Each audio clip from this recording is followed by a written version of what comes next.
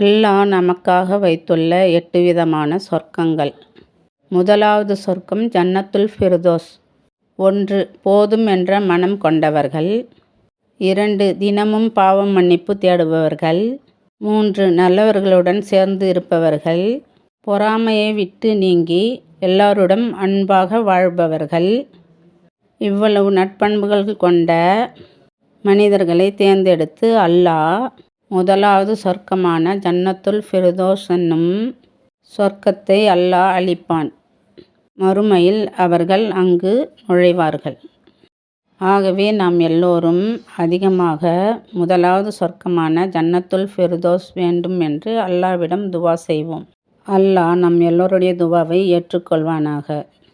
யா அல்லாஹ் நம் எல்லோரையும் நரக நெருப்பை விட்டு காப்பாற்றி ஜன்னத்துல் ஃபிர்தோஸ் என்னும் உயர்வான சொர்க்கம் தருவாயாக.